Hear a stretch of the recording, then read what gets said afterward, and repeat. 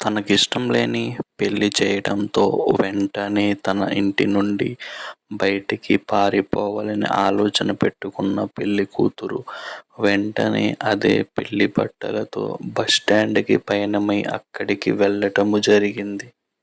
అక్కడ తన ప్రియుడి కోసం ఎదురుచూస్తూ ఉన్న తను తనకిష్టం లేని పెళ్లి చేయటం వలన ఇక్కడికొచ్చానని బాధపడుతూ తన ప్రియుడి గురించి ఎదురుచూస్తూ ఉంటుంది. ఈలోపు వెంటనే తన ప్రియుడు సైకిల్ మీద రావటంతో ఇన్ని రోజులు నేను ఫోన్‌లో మాట్లాడింది ఒక పేదవాడితోనా అని షాక్ అవుతుంది. అయితే ఇదంతా చూసి షాక్ అయిన ఆ పెళ్లి కూతురు వెంటనే తను ఈ పెళ్లి కూడా ఇష్టం లేదు, తన ప్రియుడు కూడా తనకు ఇష్టం లేడు అనే ఉద్దేశంతో చాలా బాధగా ఉంటుంది. ఆగు, అక్కడే ఆగు, ఎవరి కోసం వచ్చావు నువ్వు అని గట్టిగా మాట్లాడుతుంది.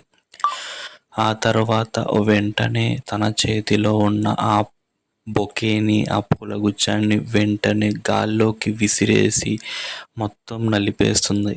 ఆ తర్వాత అక్కడికి వచ్చిన తన ఇంకొక మాజీ ప్రియుడు కారుతో వస్తాడనమాట. అతను వచ్చిన వెంటనే ఎంతో ఆనందంగా అతనికి హాయ్ చెబుతూ నేను నీతోనే వస్తాను అని తనని షేక్ హ్యాండ్ ఇస్తూ కారులో ఎక్కబోతుంది. సో ఈ విధంగా ఈ పేదవాడి ప్రేమని వద్దనుకుని ఆ కారులో వచ్చిన అతని గురించి మళ్ళీ తను కారు ఎక్కి వెళ్ళిపోతుంది. సో ఈ విధంగా మనకి అర్థమయ్యే విషయం ఏమిటంటే, సో ఈ కథలో తను ఒక అమాయకుడిని, సో ఎవరైతే పేదవాడని ఫోన్‌లో మాట్లాడాడో అతనికి అన్యాయం చేసి తనని చేదరించుకొని వెంటనే తన పక్కనే ఉన్న కారాయనతో వెళ్ళిపోయిందనమాట. అయితే ఈ స్టోరీ రియల్‌గా జరిగిన స్టోరీ. ఇది ఇప్పుడు ప్రెజెంట్ ఇండియాలో ఉన్న టాప్ రిచెస్ట్ మ్యాన్స్‌లో ఒకళ్ళకి రియల్‌గా జరిగిన స్టోరీ అంట.